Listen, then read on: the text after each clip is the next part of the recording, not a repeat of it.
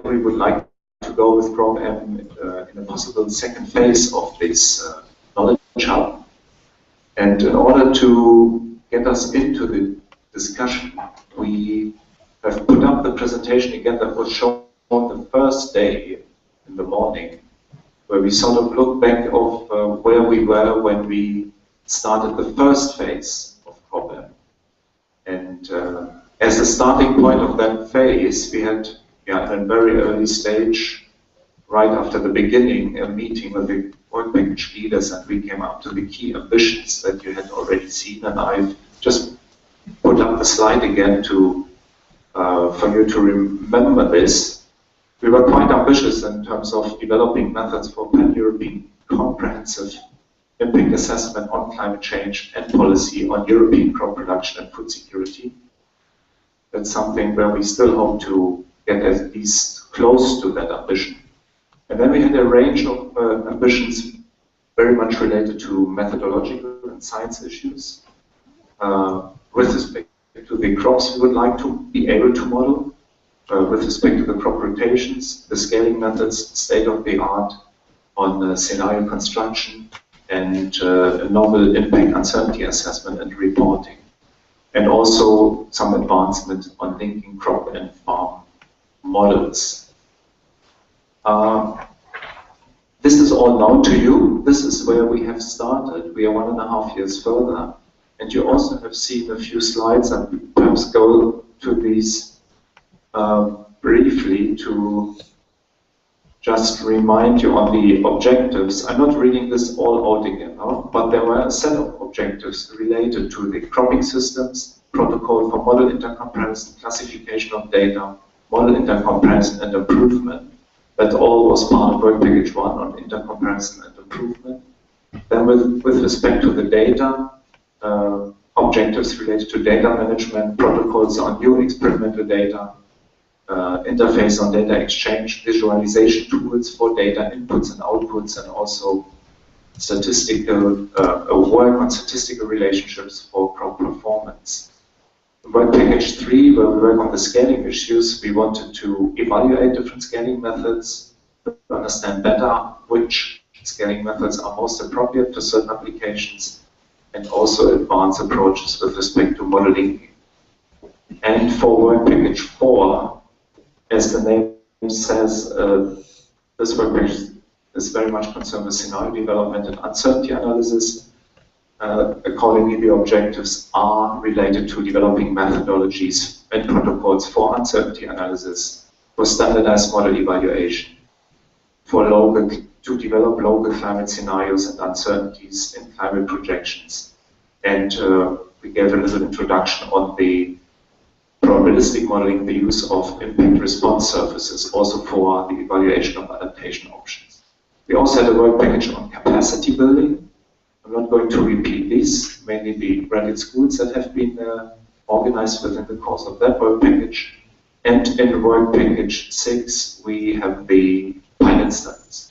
Now this was the state so far. And we have made quite some progress, and you have heard several presentations during the Oslo conference and in the conference here of the progress that has been achieved.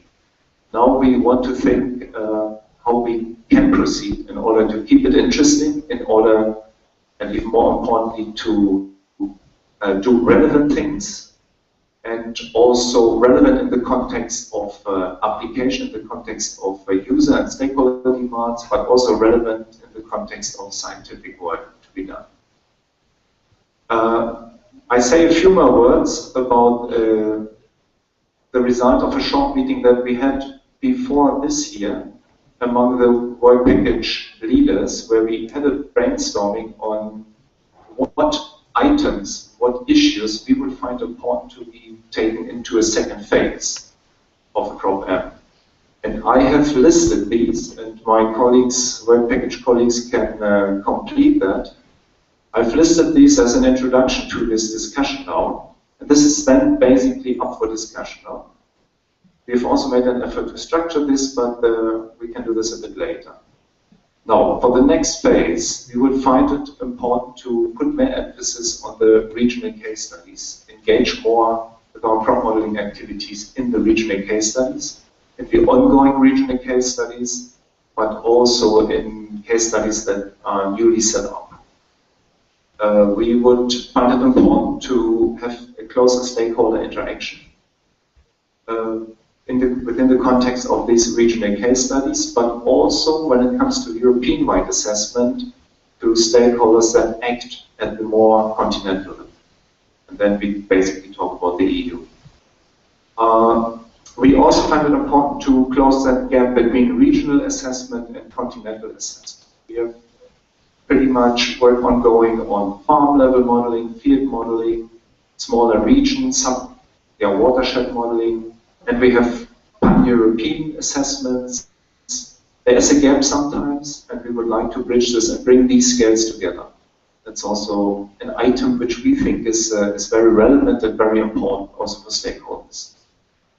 We talked about a model evaluation framework to be able to evaluate our crop models and make them comparable. With respect to the issues that we find relevant to be assessed, we sort of earmarked assessments related to the impact of climate variability and specifically climate extremes very relevant. And we think that this is not only relevant today, but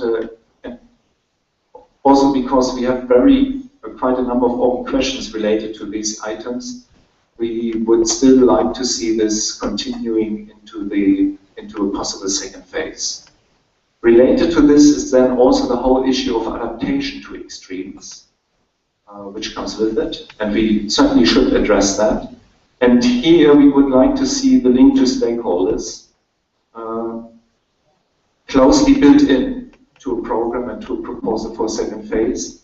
And particularly we're looking then into the group of breeders that should be part of such an effort in terms of looking into possible varieties and to potential progress on the breeding side when it comes to sensitivity of crops to extreme events. That's a hot issue, hot in the double sense here. And there's something ongoing in breeding, and we would like to engage breeders in that process as well. And for us, it's important to understand how, or to enable our models to also model changes in crop parameters as we go into the future, and which sort of sensible changes we can make require some good interaction with breeders and some expert knowledge, or we can change certain parameters in that context. Related to this is then also the link between scales again. When it comes to adaptation to extremes, we not only want to understand that at a very local level, where the extremes are possible most visible and damaging, but we'd also like to see how that integrates to the farm and to the continental level. Another big topic that we earmarked is the whole issue of bioeconomy. We think we should have a foot in that topic as well. And if we do that, we would need to have some capabilities of being able to model biomass crops. And related to this is the whole general discussion of how many crops are we able to model. At the moment, we have a limited number of crops that we can model, maximum up to 10. We know that there is more out there. We know that the economic models demand information for many more crops. And that's an item that we also found important to address. Then is the reoccurring debate of whether or not we should work on including the effects of pests and diseases. We kept it here, or we included it again in the list.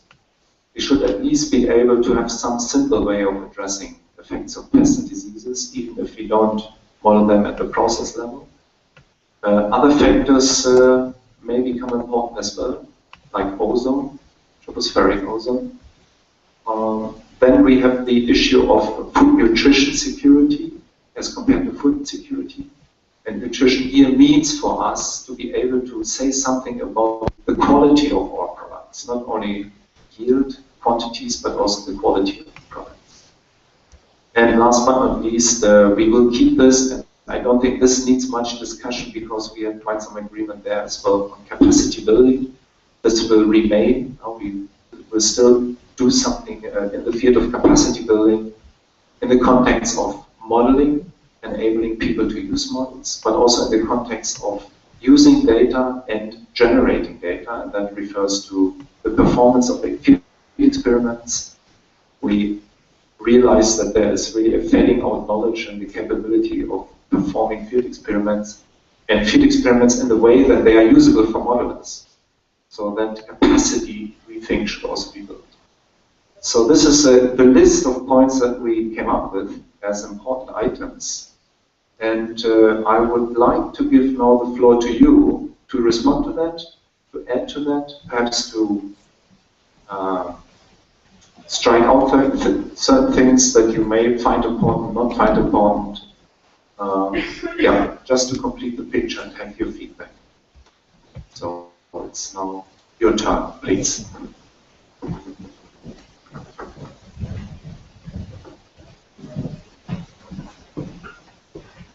Thank you. Okay, first, let me congratulate you for this huge work. After I heard for these 2 days, all the presentations have been made. I think that you made a big step ahead, and a lot of this work, it was really fantastic.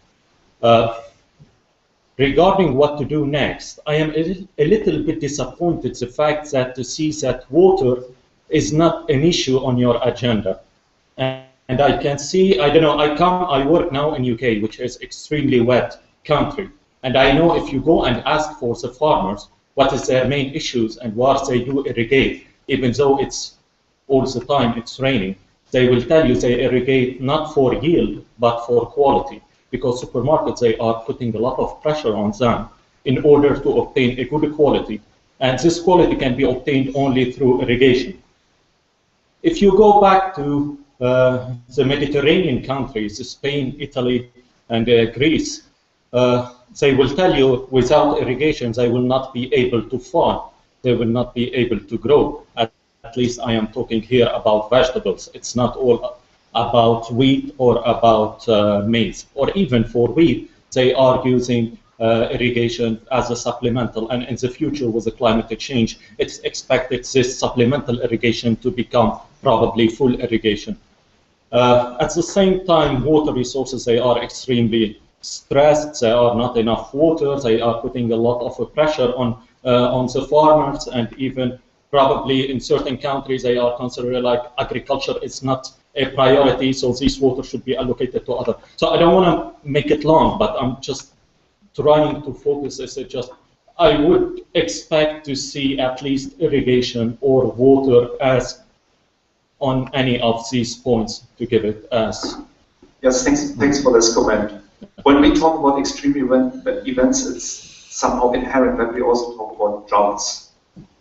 Not only heat stress, for instance, but also drought stress. So it is somehow embedded when we talk about extreme events. We can make it more explicit. I absolutely agree on this comment. Indeed, it's the things that I said because I didn't see any of the guys who presented, even though that they did extremely good work. I didn't see anything talking about the future irrigation demand or something like that, which is. We kept that list now a bit short, but adaptation to extremes and variability that would go across scales and of course include irrigation. Before we go on, Raimund, I also like to play back the ball because you nicely said it, that there has been great work ongoing. It's nice that somebody out of the audience says that.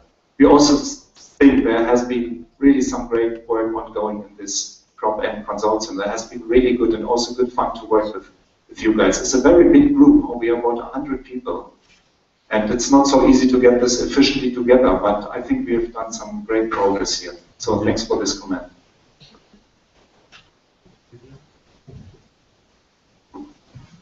I was triggered by your question about water. And I think that Matsu, who was going to model for the European area, needs to take into account also other issues for water.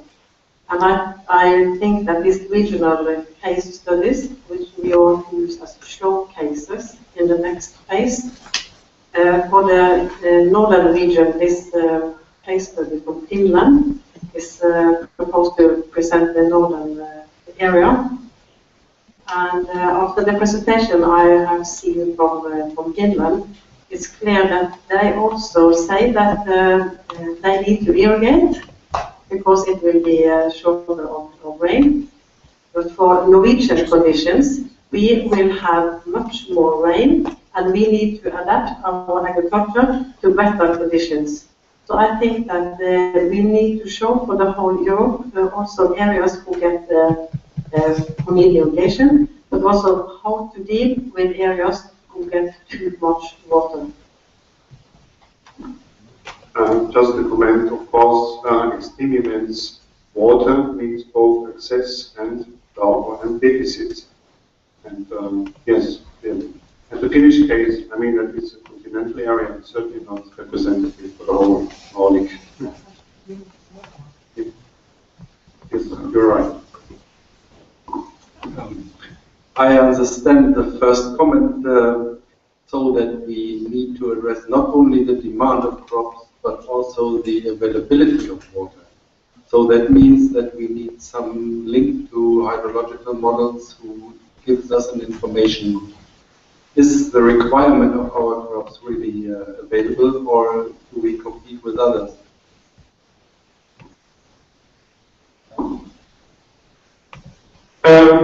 I think the issue of water is, of course, very diverse. Well, it's a question. In some cases, too little water, and where irrigation comes into the picture.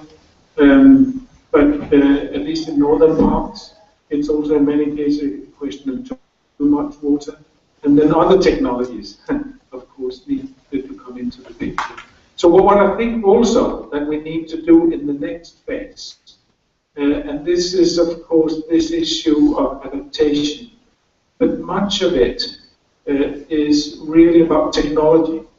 And we've mentioned the breeders here, but I think that depending on case studies, there's also a lot of other technologies that come into the picture. It might be irrigation technologies, and I think we need to look more across the board in terms of also trying to include maybe the more efficient irrigation technologies into the modeling, extracting other types of water bodies or whatever could be there. And it could also be technologies that deal with how do you dispose of too much water during parts of the season, which would be needed to be adaptation issues in other parts. So that comes back to actually dealing with some of those extremes, which we've not so far been very good at with the current modeling. And it means that we need to go beyond the current point-based crop models, because many of these issues are not just related to a given point. They are related to a catchment or a landscape.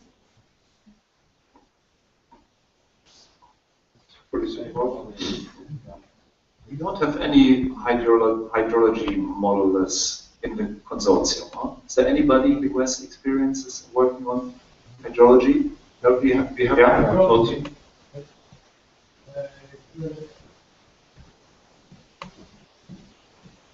I think that it's very important to explain what means hydrologic model, because with a hydrologic model you distributed scale is a class of model. Another possibility is to use the numerical modeling, like for example SWOP or IRUS, in order to study the irrigation methods. No?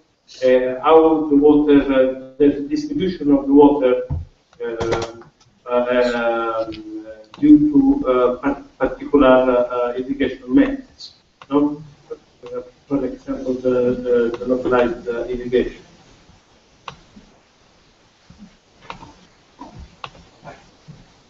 But I guess Jürgen's point was to include more stakeholders also than breeders, resource, water resource managers, and No, I agree. But I think we probably also need, if we want to go into this direction, we need to interact with hydrologists that have these wireless spatial models available. Like, it could be swapped or whatever. I mean, there are many of these kind of models out there that deal with hydrology at the captain scale. How is it with the pilot studies that we have at the moment, the pilot case studies? Do they go into spatial modeling? In Finland and in Italy? The Finnish case goes... Austria? Yeah. Finnish case goes into spatial modeling, and I can't speak now for the other. Is that one of the other cases? From the Italian case study, we can do that. But Yeah. it's that in principle we produce also spatial models from what concerns the climatic forces. So in terms of building up a complete evaluation of the modeling system, we have also crop modeling, spatial, two-dimension could be possible in principle. Okay, other comments? Yeah, yes, please, Niels. Raimund, here. Okay.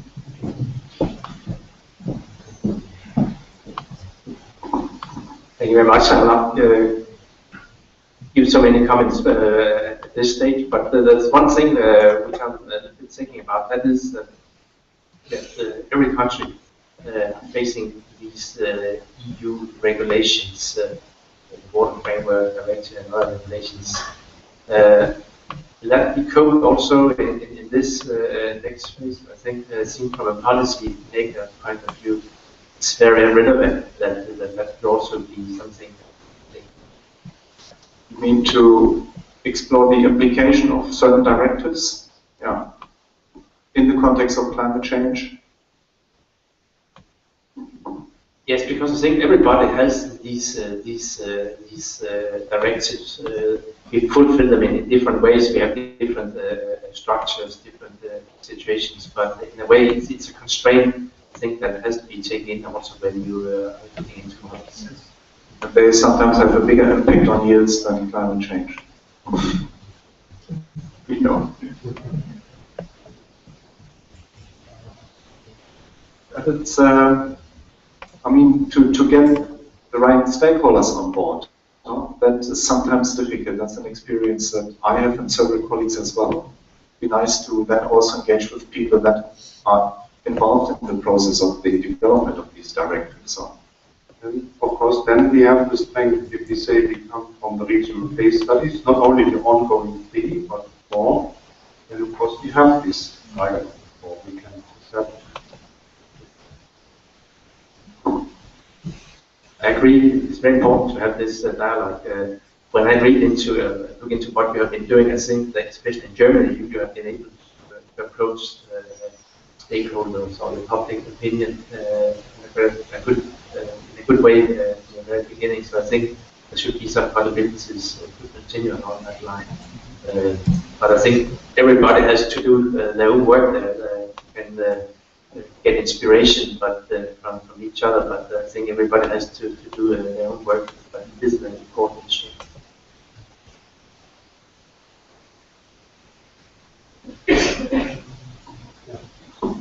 Another one? Yeah, I think from my own experience, we have done some studies on some agro-environmental measures, which includes, for example, constructions of special crop rotation things or management things to improve water quality. And I know that especially the authorities who are creating these programs to improve water quality are very much interested to have these cost-effect analysis, which would also be an excellent link between the crop modeling and the trade.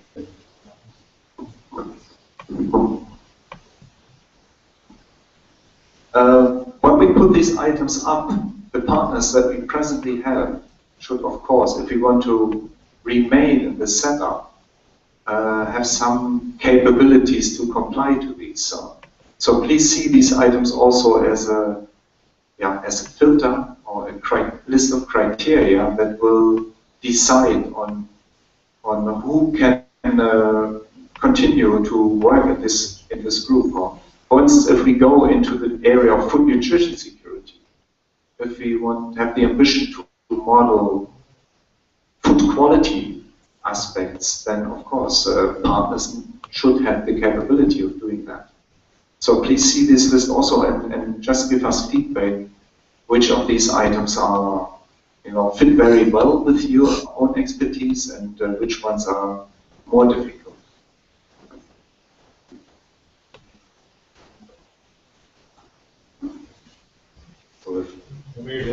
Yeah.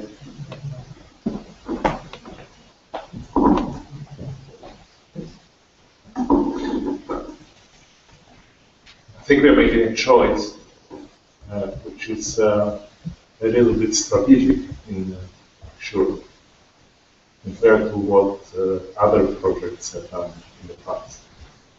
Because when you choose to make cross-cutting team with research, interdisciplinary research around a specific situation and context, this means that what you're doing is contextualized, and the context matters, which is completely different than just modeling fields, abstracts, things. So I think this is an opportunity to open new spaces for the interaction with the decision makers and the local stakeholders. But not just that, it is also a way to design a new practice for researching around climate change adaptation. This is part of a new trend in research, which has also been recently published in Research Policy Journal, which I think is something new that has to emerge from this discussion, from this next phase design. Just one response, I think it is already partly happening, as we have heard in Maxur. Of course, it should be strengthened and fostered.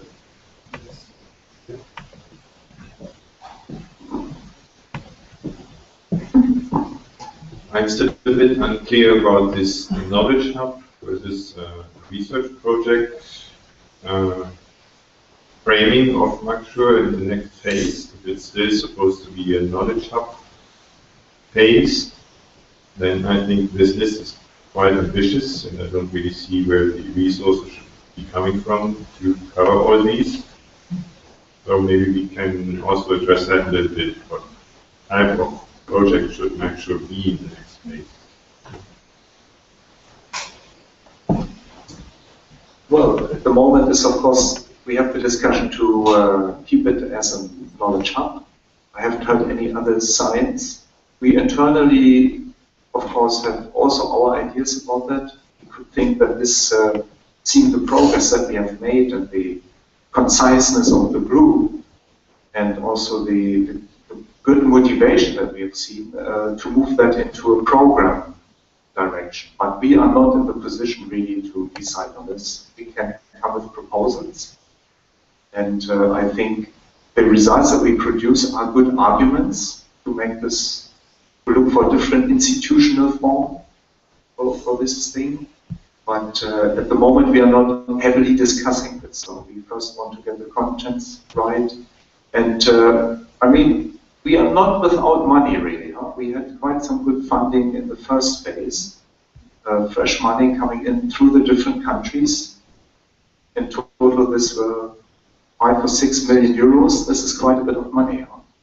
And if we can maintain that sort of funding, I think we can achieve quite a bit in the second phase. We may have to prioritize these items. So, And we will not be able to do everything, and we will not be able to do everything in great detail. This has to come as a second step, I think. This is the first time we expose you to these points. We have seen them, or we have just developed them some hours ago. People have things in their head, of course. But this is becoming now more and more explicit. So this, the first round, we just would like to see, is there anything very important that we miss? Are there certain things very out of the range of what we would like to address? And the second step, we would perhaps prioritize that, and then gradually work towards a manageable proposal and program.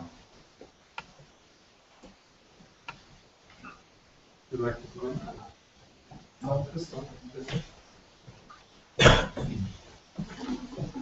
Just another follow-up question on the structure of the next phase of MACSURE. Is it supposed to be kept in this TradeM, CropM, LiveM, or should we make a case that the integration across the M's would be strongly needed in the next phase? The present discussion is that we would like to keep this structure of the themes, but enforce more the interaction. So there will be more emphasis on the interaction. But the structure, at least for CropM, has been very helpful. And I'm not sure how much we would lose if we give that up and dilute in abbreviations into pilots and don't have this forum anymore that we have here and had in Oslo. So there is some value in having the themes, but certainly the interaction will need to be enforced. And we have that also with respect to the pilot studies. So if we make the pilot studies more explicit, there will be interaction at the level of pilot studies. Not for the whole model chain, but there will be crop models, farm models, crop models, sector models, maybe in some cases all three, that type of interaction, or hydrology models, crop models, those sort of things, so case by case different. But one more comment, so some ideas that come up is also that if you start focusing on the regional pilots, and then you say, okay, we also need an integration at the continental scale, you can identify those scientific problems that are either new areas, as mentioned here, or then improving what we are already doing, and that you put into the themes. And you see, you could have that, and then of course capacity building could be another block. That's a possible way.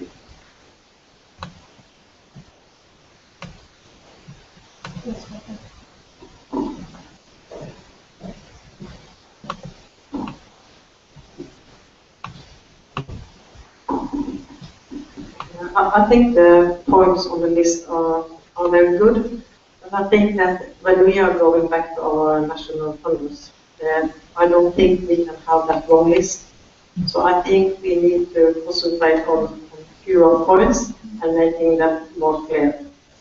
And what I think, I don't know, but what I think they will ask us is that now you have been given one period of MACSURE to build up the network, to try to evaluate models and make these networks. But in the next phase, they want ask us, can you now give a clear answer if the climate change will have any positive effects for agricultural production in Europe? Where in Europe can we expect to have increased production? Which regions will have negative effects? What are the critical factors to succeed? Is it diseases? Is it water? What is it? We have to come up with them to make a backbone for the necessary adaptation that the different countries have to adapt. I think these three clear things has to be rephrased in some way. And to be able to answer that, we need this integration between the three networks. I think it needs to be made very simple, and I think that is how we will be evaluated.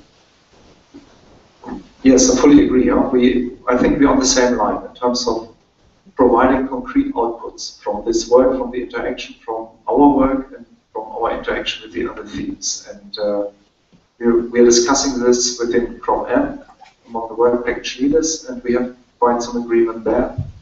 And this is also the line that we follow in the discussion where we sit together with the other theme coordinators.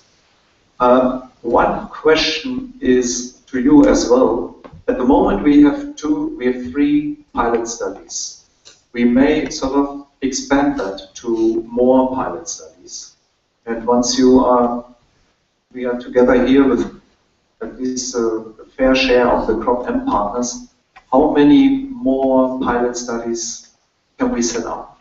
Who else is planning to work with a pilot study, has plans to do that, or is already doing it? Yes. And yeah, you may even give some concrete information already that we can sort of consider. In Denmark, we have another project which then is partly linked to Maxor, where we are doing a study in a catchment. This is one of those that I was going to do this 2-minute brief presentation on. So in this catchment, we are linking actually 2 different hydrological models with 2 different crop models, with 4 different land use scenarios and 4 different climate change scenarios. The idea is to have a look into the uncertainties given both by climate, by land use, by modeling, by hydrology, by crops, and so on. And we are interacting also with stakeholders in that landscape. We have had meetings with municipalities and with farmers and so on. Would you use Maxur as what could Maxur contribute to this?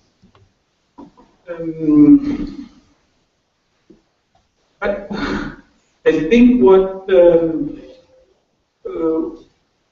the way I see it with the Maxur is that this links into with the uncertainty assessments that we're also doing in Maxor. We're trying to expand it a bit in other directions with some of those aspects that Maxor also has, except maybe the hydrology that we are and trying to do on a spatial scale there. So that might actually maybe, I don't know if this is, it might be something that we could work further on in the next setting when we get some experiences from this study, because what we are trying to do, as also Nils also pointed out with the water framework direction and so on, because we are very concerned with how can we align this need to reduce the nitrogen loading to this particular estuary that we have there, which is vulnerable, and still have farming and management and so on in this catchment or on the future. And much of that, as we see it, has to do with a better understanding of the landscape and the nitrogen retention and so on in that landscape, also on the climate change. And maybe if we can then substitute the management, the crops and so on in that landscape, we could solve things differently. So it's going basically from sort of a point-based assessment of crops and so on to have a more landscape assessment and see what we can do adaptation-wise, also by different geographical locations and so on in the landscape. Thanks. That's good to hear. So there's some learning through Maxur that you can use in such case. I mean, that's the whole idea, huh? That's one part of the idea. There was a hand here or there as well. Okay. Yeah. Yeah, we have some plans about setting up Eastern Norway as another pilot study focusing on issues related to planting and farmer security and due to water stress, too much water, affecting soil conditions. Working with the cereal crop and grassland rotated this year.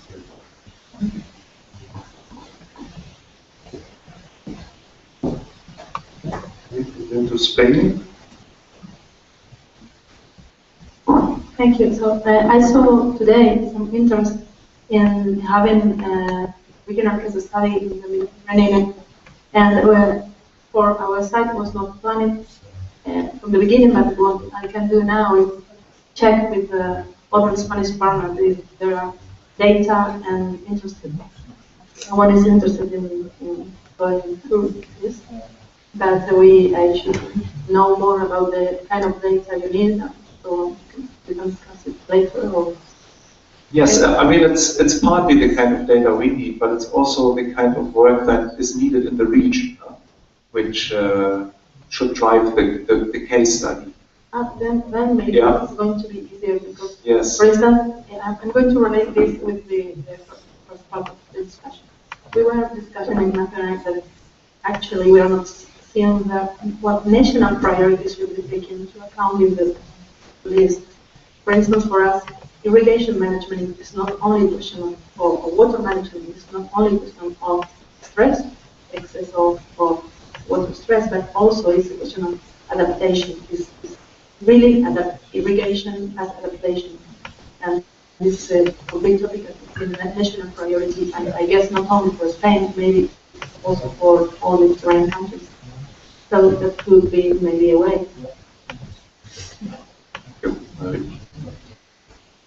Were there any more hands up when we talk about the possible case studies? I know that there is a study ongoing in France. They have already proposed it in the first place and are working on this in Midi-Pyrénées. So I think we can list that as well. Jean-Éric and his colleagues in Toulouse, they will do that anyway. And Christian?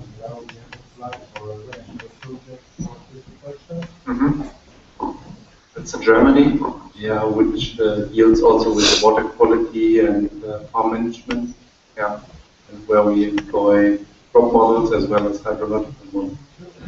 Yeah. So that, okay, there's another hand. Jerzy Kozyra from Poland. It will be good to say after our project that we prepare models, methodology, cross-cutting methodology to start more regional case studies.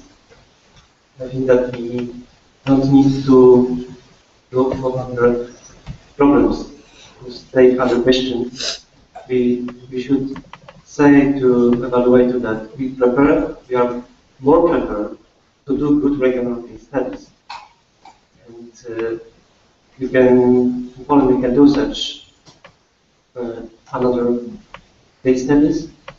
And I think when I will talk to representatives in Poland in this way, so we are better prepared. We have more modelers, 100 models. We train some methodology in few places that can be adapted to the local conditions, developed to the countries. So the first is the best point. You mean the first item here on the list? Yeah. But that also is a nice bridge to, was there another hand? Okay.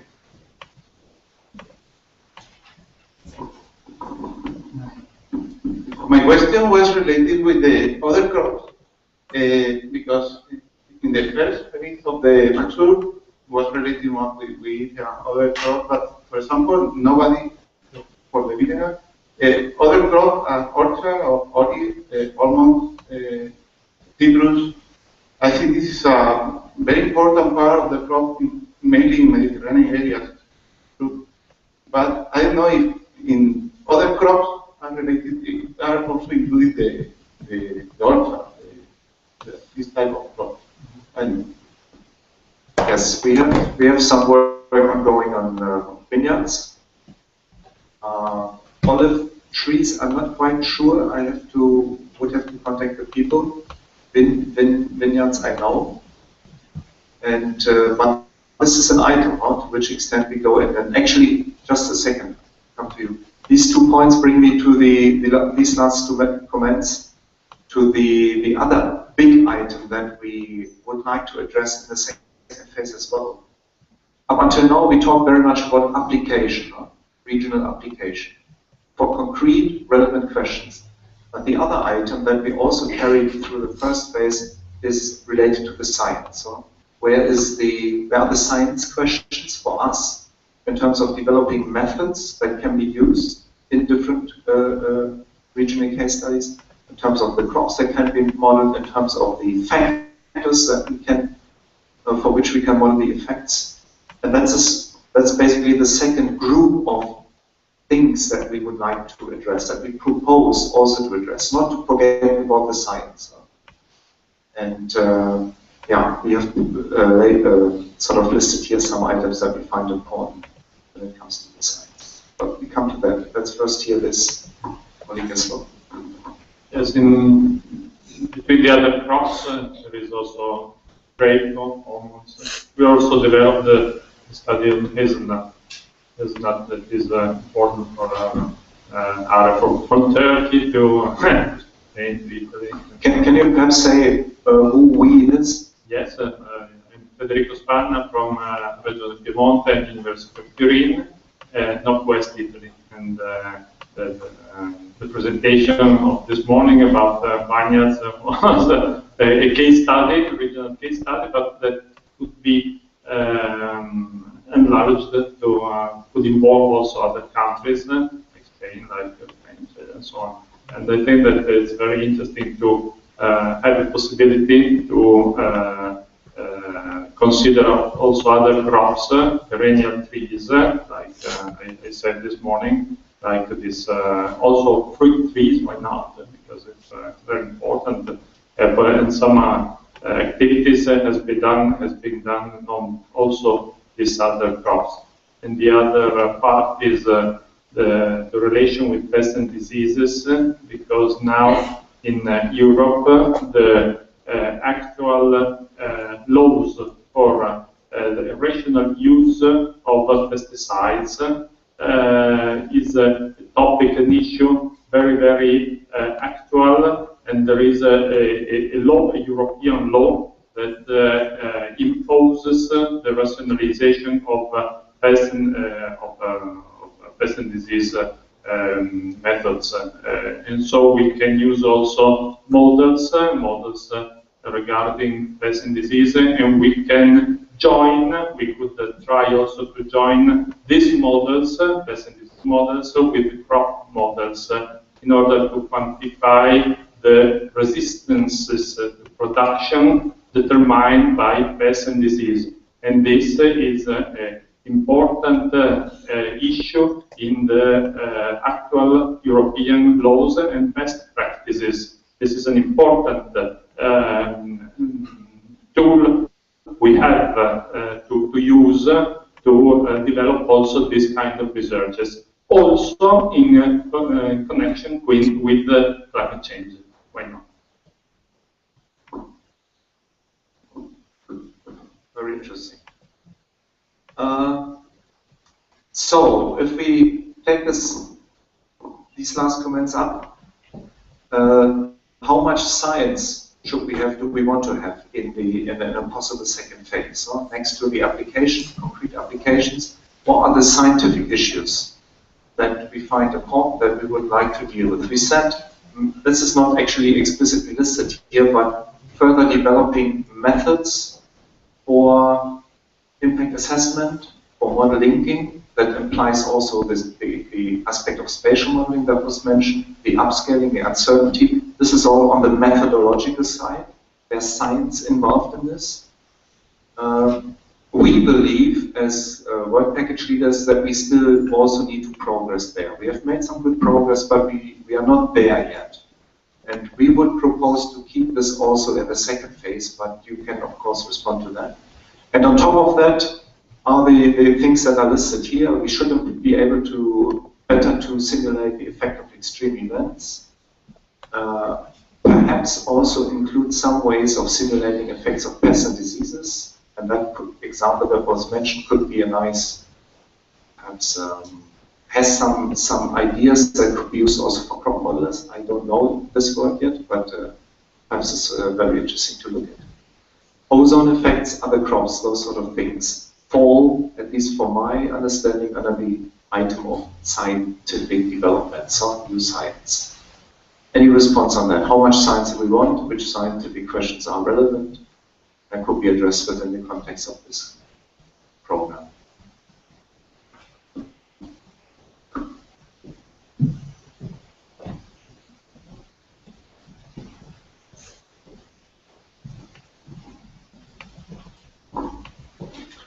I think there's plenty of science there. As I see it, the issue really is that the coverage is it's too large. Yeah, yes. I guess it's also the question how much we emphasize it. No? Yeah. I mean, we are used to emphasize science in our proposals, yeah. And that's not the difficult thing. But how much do we want to emphasize that in such a proposal for second phase? But I think it also depends a bit on what is the focus of that second phase. Yes. The focus of our first phase, as I see it, has very much been to, understand better the uncertainties we have in the various approaches towards modeling the effects of climate change on crop productivity, the various services, and so on, and thus to improve our estimates. Also to take this forward in a few pilots so that we can have interactions with stakeholders and so on. What I would like to see maybe in a second phase, as moving a bit further, is to say, okay, now we've improved our understanding. How can we then improve our understanding of how we deal and society and farming and so on is going to deal with those challenges, which then means trying to move into implementing various adaptation technologies. Breeding is there, but it could be the way we handle hydrology, irrigation, and other ways.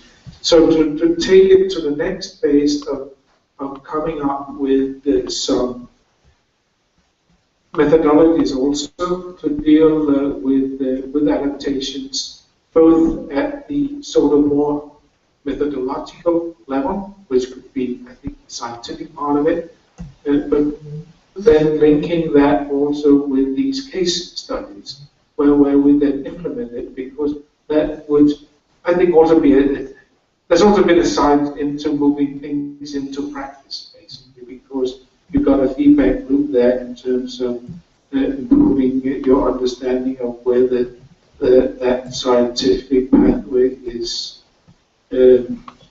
successful or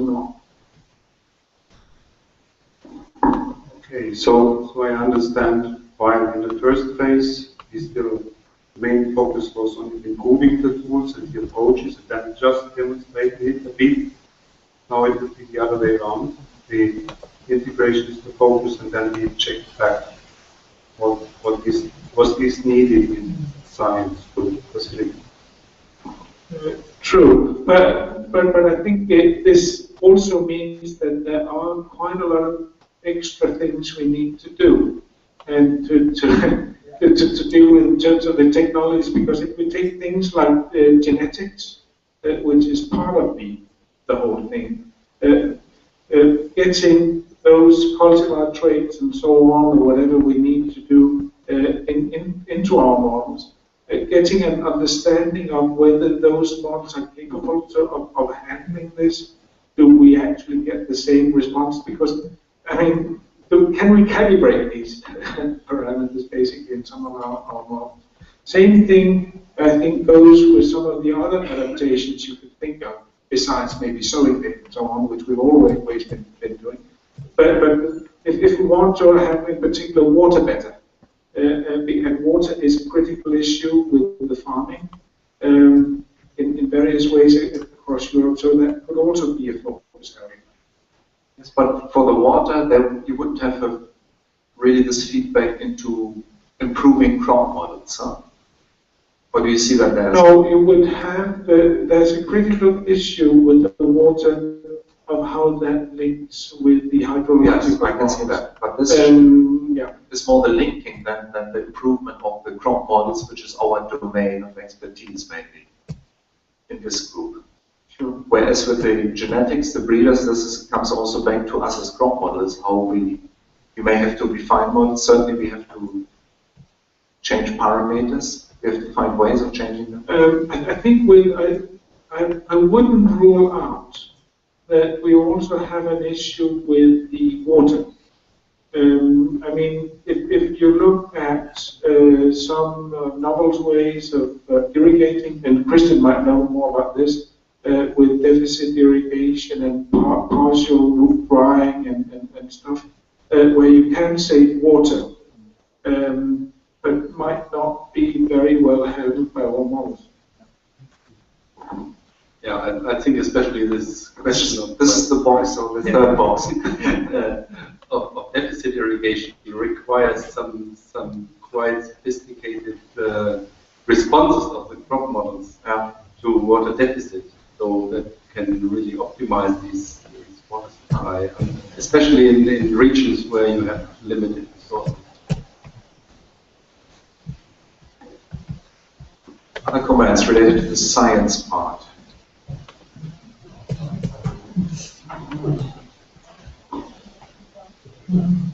Well, one point I'm missing related to the science content in that list is that we haven't talked anything about model improvement.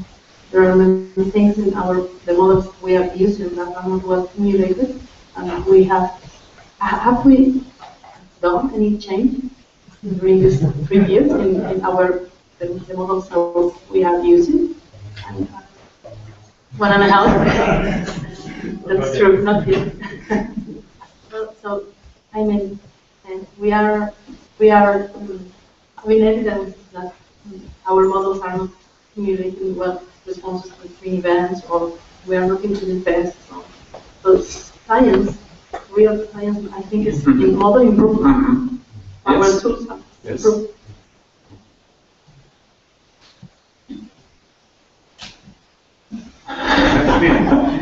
But I mean, this is always easy for us to answer, because we would say yes, we would like to do this because that's what we do. But the question is, how explicit do we make it? How much have we done? That's absolutely valid. It's a very good question, I think. And we can ask individual groups. We probably will not do it here, but I know from some examples where small improvements have been made. As a result of this interaction, as a result of having data available, working in a group and seeing, okay, now I can make a little improvement here, build in a new algorithm, can test it. These things happen. I mean, you can even see it in the posters. There are some posters shown up That's there. right. That's right. And of course, we should not forget to mention our very close collaboration with CropM, where the model improvement is taking place with, I think, many But it is also a critical point, which is lagging a bit behind. So it is a very valid comment. No? The question is, how explicit do we make this in a proposal? Because we had this discussion before, that we haven't reached many of the things that we wanted to reach, not because we didn't work hard enough. It's just because the task is so complex. Huh? And shouldn't it be in that list? I mean, for instance, climate variability and extreme events. Well, before the assessment of the effect of extreme events, we should include modify our crop models to simulate the effect. That's actually what we meant. Okay. Yeah. Not only the simulation, but modifying the model.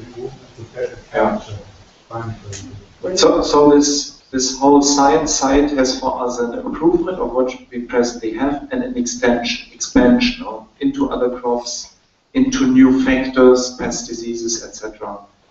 these two aspects are part of it. But it's good that you make it named explicitly, because I haven't done that yet. I think in all the science and future development part, we should also consider what model development issue can profit from the consortium as CropM compared to individual groups working on it. I think that would help to prioritize these points here. So which improvements you can best do through means of such a consortium? Right. Now, do you have an example? No. I think the heat stress work that is done in ACMAP with close interaction to Maxur is a good example. Yeah. Will be, I mean, it's in progress, but it probably needs some approaches that are already existing, and maybe different ones being implemented in some models already, so that you can, from comparison, learn something about how it works or not, and then transfer it to the other ones. But if everyone has to start from scratch, then there's no benefit from having a group.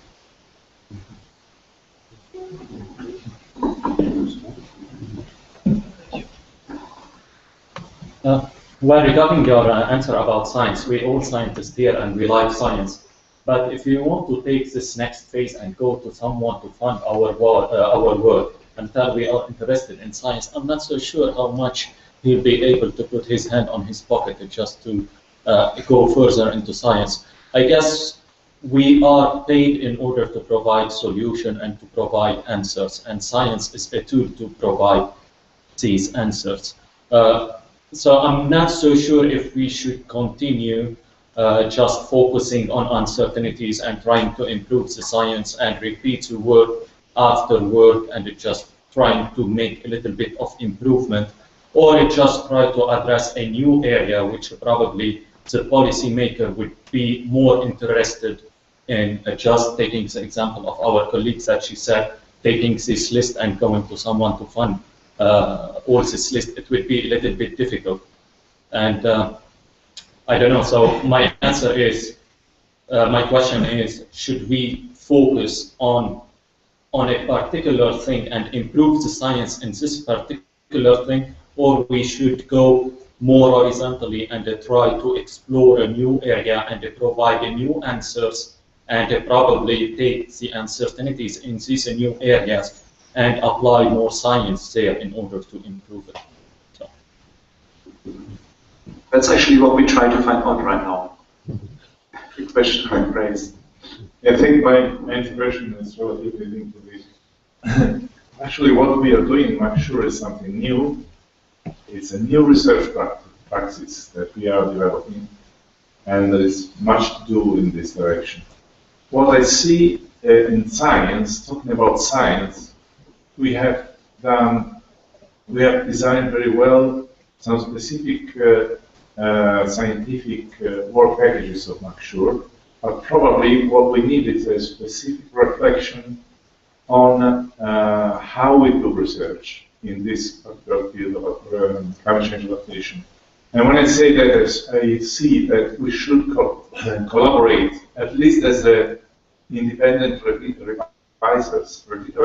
of our activities, with communities that are developing new frameworks for research practice in agriculture around climate change. There's quite a lot of literature in that field in the last years, and I'm talking now of people that publish in Ecology of Society, Environmental Science and Policy, Research Policy.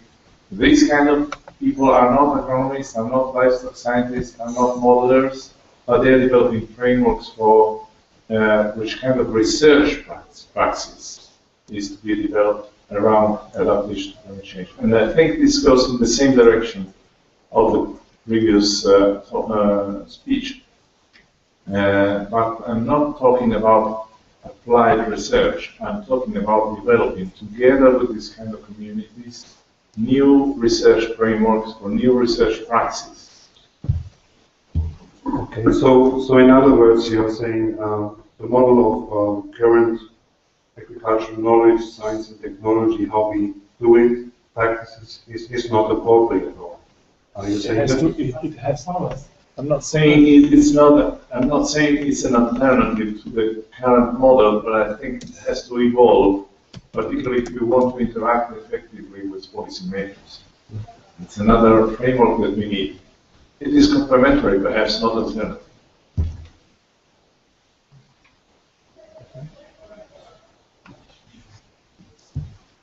Any more comments on the scientific part? Any items that we find particularly interesting? If we say, well, we know that people do science anyway in their groups, and this will, in any case, always be a forum to exchange knowledge and also scientific advancements. We will have that network value anyway, in any case. We just need to facilitate it, and we have done that through the meeting in Oslo, and we will have another international workshop. But are there any very interesting, relevant scientific issues that we would like to have perhaps explicitly mentioned in a proposal, where we have some common interest in as a group of crop modelers dealing with climate change issues? There was a hand up from.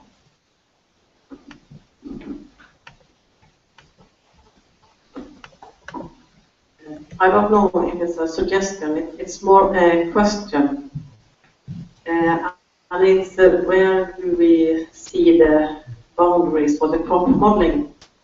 Because if we want to do crop modeling to be able to say something about food production and food security in Europe, then we cannot just stop the science by when we have produced the crop. It should also be harvested, and you need to prepare for tillage for the next crop. You have to do something with drainage and soil management and all these things. So I think we have a lot of colleagues working with soil science, with drainage, with techniques, machinery, and all these things. But if we say that we only work with crop modeling, then we don't include them. But it's very crucial to include those subjects for the food security. So I think we also could facilitate, have a meeting or workshop also to include that part, even if it's not part of the crop modeling we normally use. So I think we need a link to those. Yes, at the moment we have a task on model linking, and the idea is to come up with approaches and an overview of how models are linked with hydrology, crop farm, crop market models, etc. We heard from the different colleagues when they reported about the ongoing and planned case studies that there is this interaction between modelers already taking place. What I hear from you is that we also make it more explicit and take the lead in these model linking activities. Is that what I hear from you, comment? So that we are the leading theme on this model linking? I mean, there's always the question who takes the lead. If you have 3 partners and they all have their model, one has to perhaps take the lead in this. Huh? I just have referred that in our institute we often hear the comments that these plant modelers, they are sitting studying something inside a plant. But the other factors are much more important, and they are not even thinking about it. So I think if you can connect those people, then you can at least get a discussion. So that they say that if your soil is flooded, if it's badly drained, it doesn't help if you have a very good crop model, because there's other factors who actually are valuable. I mean, we have some of this interaction and this linking at the hub level, because we have 3 themes. That's the idea of the hub, to integrate those. But yeah. But maybe one comment. Actually, when we just say crop models, it's a little bit too simplistic. Of course, we have agro-ecosystems models when we look closer at it, and just crop models doesn't qualify. But still, there is a question of the boundary. You just shifted a bit further. This question remains in principle. It's a bit difficult to make this a comprehensive task. Huh? with this community that would require. I can see that at the case study level. I can see this interaction. I can also see that it works there. But to make it like an abstract task, I'm not sure how successful that would be. Okay. Any other burning comments on this? Then we expose, you know, to our vision of how we would structure of the two items that we have discussed. On the one hand, the application, which we find all very important, to come up with concrete results relevant for stakeholders. And on the other hand, the science part, where we have an interest in some scientific issues. The scientific topics may differ from group to group. We may have the one or other important issue that several of us are interested in. We try to bring this together, and the proposal that we come up with is summarized by this. We have a matrix structure. On the one hand, or on the one axis, we have an infinite, can have in principle an infinite number of case study applications. And on the other axis, we have an infinite number of science-related questions. And this structure would allow us to address scientific issues in different case studies, in 1 and 3 and 5, whatever, and vice versa, to have a number of quite different case studies with quite different scientific questions that are relevant for the specific case study. This is something that we would, well, first like to hear your response. But this is an interesting and good starting point, because in the next step we would try to sort of substantiate this with the case studies, and we had a screening here of what is ongoing. Substantiate this with the case study information that we have available, and also with some of the science questions that people would like to address to make this complete. There would then also be some kind of mapping of common problems in the case studies, and that feeds back what are the adaptation needs and what is the science required to help to implement and evaluate these adaptations. And so behind the science is, of course, the improvement side, the model improvement side, and then the further development of model, new things integrated into the models. And behind the application side is the regional case study, but also the continental case study, the pan-European assessment. So any comments on this? It's your proposal as well. Come on.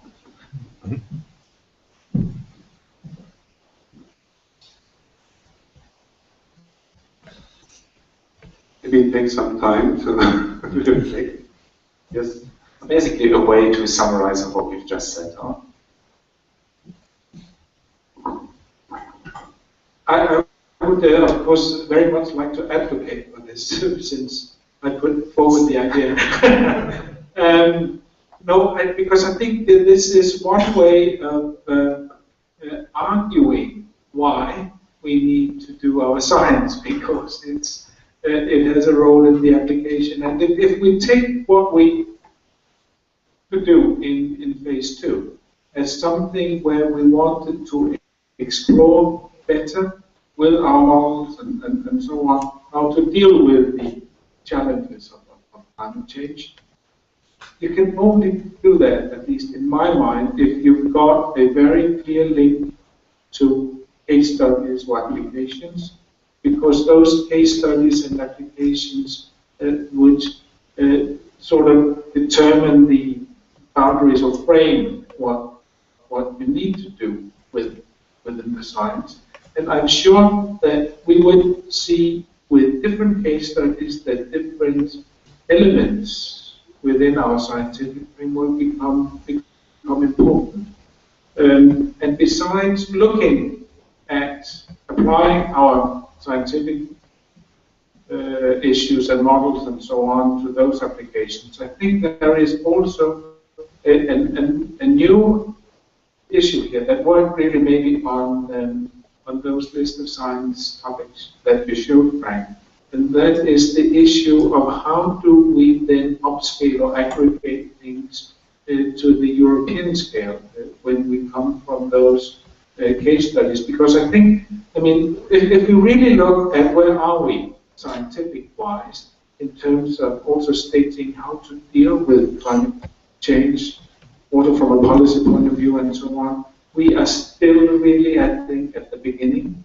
Of course, we've got some understanding of what the impacts are going to be, and that's been greatly improved in terms of regional detail over the past decade or so.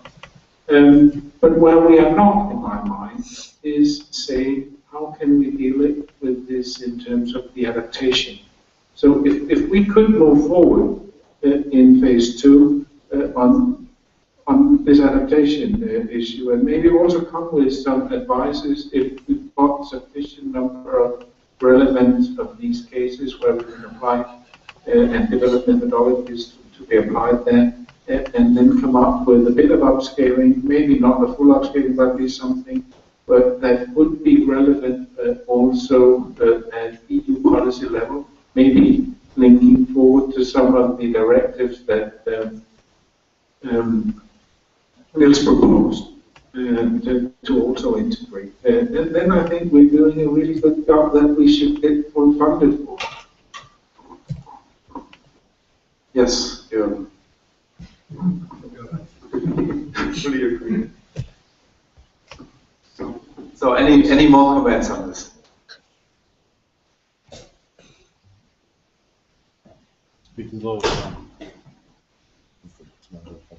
One of the other advantages of this structure is that it's replicable across the other modules as well, which would enable us to sort of see how the applications fit across the other areas, and this idea that what you can do is order the science areas and the application areas with them overlapping with the other modules. And the other thing just occurred to me is that applications can also be replaced by sort of research questions which may actually come from the policy level. So then you can order the science and say, well, these are the applications and this is how they address to individual policy demands or stakeholder demands. And then you can add another dimension at the bottom, which is compiling the results from those applications into what we talked about yesterday in the uncertainty, the robust outcomes. So it's a way of actually condensing the sum total of all that we've learned through those applications to particular research questions from the policy level into sort of a set of identifiable set of results, and you can say this is where those results have come from these particular areas of science applied in these particular applications. So this extra dimension is an extra axis that you see in this? Okay, so that's the third dimension. We have to talk about this a bit. But I also like your comment that this could be a frame for the entire hub. We have a similar thought on this. Yeah. And the other themes could easily integrate into this structure as well. I must admit I'm a bit lost with the purpose of this scheme. Obviously everyone wants to be deep in science and deep in application and not shallow in both. But deep in both. Yeah, the Pasteur quadrant where you have high application value and high science value, and obviously you don't want little science value and little application value. But beyond structuring specific projects into this is here and this is here, I don't see an added value here. And maybe my problem that I can't find. Well, I see the added value if you start on the application side, as Jürgen explained, and then come and try to give answers and identify research gaps where this certain applications could not be supported So you play back, you start on a really context with a dialogue of stakeholders. So you filter that information, what are the real problems, and not what are problems defined by us. And then you feed it back to the science part. And there could be like an area on your research where we have done very little, and then some other box where we say, okay, we are doing that, but we have to do it still better. So this is... Perhaps to add, I think the confusion comes in to your head because you see this dual role of being good in science and application in each partner. And I don't think that has to be necessarily the case. Huh? There will be partners that will work more on the application side, and there will be partners that will be stronger on the science side. And the applications will highlight scientific issues that are relevant. And this may be complemented by people that should be complemented, and we can facilitate and should facilitate this by groups that work more on the scientific issues. Ideally, it meets within a partner, but it doesn't have to necessarily meet within each partner. Do you just want to map? Yes, it's a visualization, a mapping tool. It helps us to structure things and also make the explicit tasks, make the tasks explicit, that are done in the case studies and that are done with respect to the science. Yeah.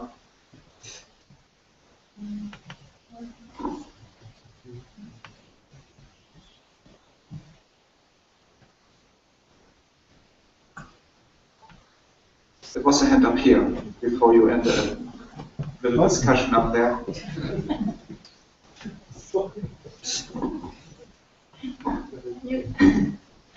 Could you clarify if this is a matrix or is it plot? Because for me to resolve, if you are close to zero, your law or shadow in application science, it's a matrix. It's a matrix. Yeah. There's no point on interpreting the way in this graph. So it's a matrix. Matrix for a plot. It's a matrix. It's a matrix. So if you are close to the edge, you are not in the corner, you are not shadow in application or science. I didn't even understand it in that way. That's interesting. Thank you for clarifying. No, so perspective. He understood. She understood. Yes.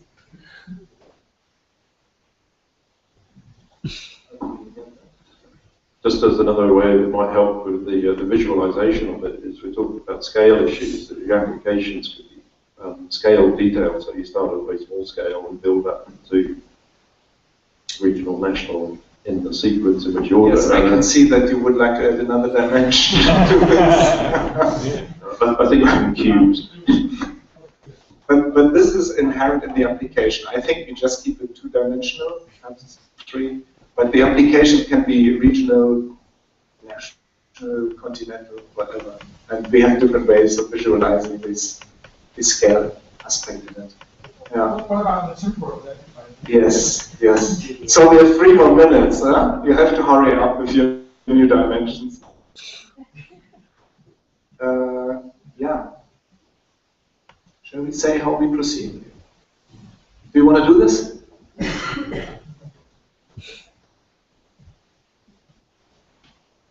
Raymond made a lot of jogging. What happened now? Yes. So how do we proceed from here? Good question. I think, first of all, we have to put that in writing, what we have said now. And I think Katharina has taken some notes. Yes. And of course, we discuss with our partners from the other teams and from the hub coordination. And I think by early May latest, we come with some elaborated common concept back to you. And well, and also to the governing board, I guess, later in June then. So that's the plan. What would you like to see as a document that is very helpful for you in order to understand that what we would like to do? Like a a 100-page document or a 2-page synthesis of our ideas? What is most effective? I cannot promise you too much. We have had our first discussion because we got this paper from you that we discussed in our last meeting in February. What I think is important that is that we have time for this. As I see, it's not so crucial. I think it's very good you have started, and I think it's a process that we now have started also with the governing board because, as I said this morning, I also was saying really that what you have to focus on that is solution or solutions. What can be achieved with Maxura. As you know, we have had some challenges also in the past in financing. So I think we succeeded quite well, as you said. I think the overall budget is around 15 million euros, and we had also new money into Maxura. So for me, I think what we will do in June is that we will discuss again, discuss the perspectives. I have the advantages that I've been here in this midterm conference, so therefore it will be easy for me also to explain what we have been doing here. I don't think that we need a long paper. I have a meeting this evening also with Martin Vance, who will also be there, where we can discuss how to proceed. But for me, it's important that all of you also start doing your own homework, because a joint program initiative is something which includes everybody, all countries, and therefore to convince your people in the governing board, I think you have to do your own work. So therefore, start exposing, discussing what has been achieved, with the help of Maxura at a national level. I think that's also very important. So for me, it's a process we have started. We will continue in June. I'm not sure that we will come up with a decision in June. I think I can promise that we will not do that, but I hope that we'll be much closer to that decision. In the case of Denmark, again, to have a concrete case there, as I said, we are changing our research funding system, and that means that I also have to look into what will be the future there. We will have a new board, we will have a new structure. So also, seeing from a Danish point of view, I don't think that you'll be able to find the money for that coming into next year. So the decision really depends on the commitment of the countries to engage? I think so. Okay, and that's the limiting factor. I think so, yes. Right. Well, thanks for this comment.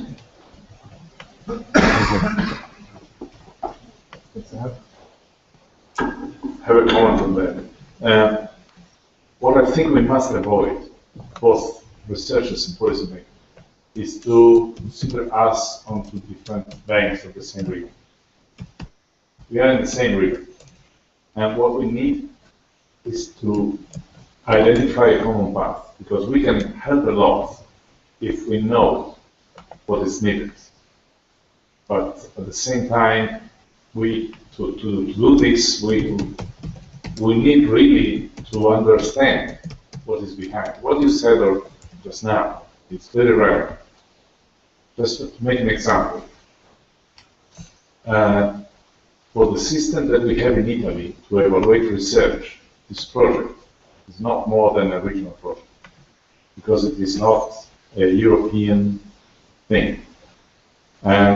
So many researchers that I know in Maxura are not motivated to give to this project and to the JPI, either because of lack of funding, and that happened also in France, for instance, or for this kind of rewarding, lack of rewarding in terms of evaluation of research. So You said that you are changing the way you will fund this joint program initiative. I think this is quite a relevant point. If you don't have much money, at least it is important that this money is released in a way that it is of value, like it is for the FP7 now, for our research assessment system.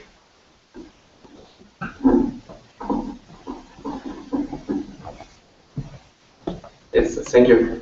What I think we have to do, and we have already started a bit, is to make our own evaluation on where we are in Sure, and in that respect, I hope very much to have the assistance from you, because you're the best to give us results, also the things that perhaps also should be improved in the next phase. So to take this decision, what we are aiming for, that is really to make an evaluation at our own level with the help of you, of what you have achieved here, and use this as a basis. And good ideas for what to do in the future, how broad, how focused. I think that's something which is important also. I guess you also have to look into how you are working. It's a very big network. Has that created some problems? Do we in the future narrow down? I think there are many things. How did we manage with this different funding structure that you also mentioned that some countries had some difficulties in finding money for travels. So there are many things that I think that you also have to feed back to us so that we can see how we are able to make a good knowledge also for the future. Just a question back to you, Niels. We understood that this time Maxur should not deliver a full annual report, but rather there would be kind of questionnaire. When can we possibly expect that to receive? So I have a draft. I have it also with me. What I would like to do is perhaps to go a little bit critically together with you, because I have not made it myself. So therefore, for me, it's very important that we do it in a simple and relevant way. We don't use too much time to find all kinds of indicators, questions that are not relevant. So I think what I would need from you, that is also some responses to what we have made. And as for the timing, I don't think that we'll be able to finalize this before the meeting in June. But what we can do is that we can start again. We can keep Maxur and the future of Maxur at the agenda, so that we make sure that it is something which is in a good process, and that we are able to take a decision later, perhaps by the end of this year, perhaps by the beginning of next year. I think that's a realistic scenario. Thanks very much. And I think with these words we will close the session. According to something that is in a good process. I think we are in a very good process here. We have a nice structure and very fruitful interactions. On several occasions, this was another one. Thank you all for your contribution to this discussion. We have a few more occasions to meet. Enjoy the rest of the conference. Thank you, Niels, for your participation. And with this, I close this discussion for today. We have breakouts now. Work package 3 will meet. Are there any other work packages, other groups that would like to meet? We also have rooms reserved for this. WP6 is meeting outside. WP6 meets outside, so then we can meet in here, work package 3, then we don't have to move somewhere else. Yeah, is that okay for everybody else? And everybody who's not, people that are not in work package 3, they can of course join. They have an interest in scaling issues. Okay, thanks again.